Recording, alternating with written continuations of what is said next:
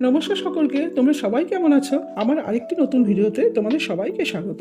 আমরা প্রায় সকলেই ভাজাভুজি খেতে খুবই পছন্দ করি। শীতের সন্ধ্যে যদি এরকম একটি চপ থাকে তাহলে তো কোনো কথাই নেই। আমরা এই মাছটা খুবই পছন্দ করি। তোমরা কমেন্ট করে জানিও তো তোমরা কে কে এই মাছটা পছন্দ করো। প্রথমে ভালো করে লোটে মাছগুলোকে ধুয়ে জল ঝরিয়ে নিল। এরপর এইভাবে মাছগুলো মুখের দিক থেকে ও লেজের দিক থেকে এবং পাখনাগুলোকে ভালো করে কেটে নেব। আবার ভালো করে ধুয়ে নিয়ে জল ঝরাতে দেবো।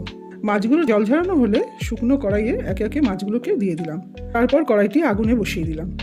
দেখো মাছগুলো কীরকম জল বেরোতে শুরু করেছে। মাছগুলো থেকে কাঁটাগুলো কিভাবে আলাদা হয়ে যাচ্ছে দেখো। এবার একটি প্লেটে মাছগুলোকে নামিয়ে নিয়ে আস্তে আস্তে কাঁটাগুলোকে তুলে নেব। এই যে দেখো কাঁটাগুলো কেমনভাবে বেছে আলাদা করে নিয়েছি। এবার মাছ অনুযায়ী কুচনো পেঁয়াজ, লঙ্কা, আদা ও রসুনও নিয়ে নেব।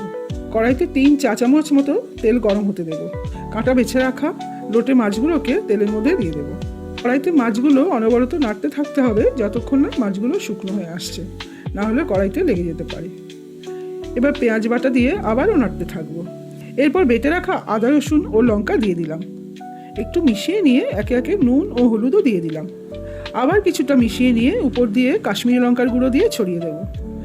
যাতে চপগুলো গড়তে সুবিধা হয় তার জন্য 2 টুকরো স্লাইস পাউরুটি ভেঙে উপর থেকে ছড়িয়ে দিলাম। দিয়ে আবার ভালো করে নাড়তে থাকলাম। এবার ভালো করে মিশিয়ে নিয়ে মাছের মিশ্রণটিকে একটি প্লেটে নামিয়ে নেব। তোমরা চাইলে উপর দিয়ে কিন্তু কুচনো ধনেপাতাও দিয়ে দিতে পারো। মাছের মিশ্রণটা একটু ঠান্ডা হয়ে এলে এবার ঠিক একই রকমভাবে ডিম্বাকার শেপে চপগুলোকে গড়তে থাকবো। একটি বাটিতে আমি কর্নফ্লাওয়ার, জল, লঙ্কার গুঁড়ো ও নুন দিয়ে একটি ঘোল তৈরি করে রেখেছিলাম। এবার গড়ে রাখা চপগুলোকে কর্নফ্লাওয়ারের মিশ্রণে ডুবাবো, তারপর ব্রেড ক্রাম্পে কোট করে নেব। একে একে প্রত্যেকটা চপ ঠিক এইভাবে প্রথমে কর্নফ্লাওয়ারের মিশ্রণে ডুবিয়ে নেব, তারপর ব্রেড ক্রাম্পে কোট করে নেব। এই দেখো প্রত্যেকটা চপ এইভাবে করে নিলাম। কড়াইতে এবার পরিমাণ মতন সাদা তেল গরম করতে দেব, কিন্তু তেল যেন বেশি গরম না হয়। তেল গরম হয়ে এলে একে একে চপগুলোকে গরম তেলে ছেড়ে দেব। লো টু মিডিয়াম হিটে সবগুলো চপকে একে একে ভাজতে থাকবো। একদিকে গোল্ডেন ব্রাউন হয়ে এলে আরেকদিক উল্টে দেব। সম্পূর্ণ ভাজা হয়ে এলে তৈরি আমাদের লোটে মাছের চপ। এরপর একে একে প্লেটের মধ্যে সব চপগুলোকে নামিয়ে দেবো। তোমরা চাইলে চপগুলোকে স্যালাড, সস বা কাসুন্দি দিয়েও ভালো করে পরিবেশন করতে পারো।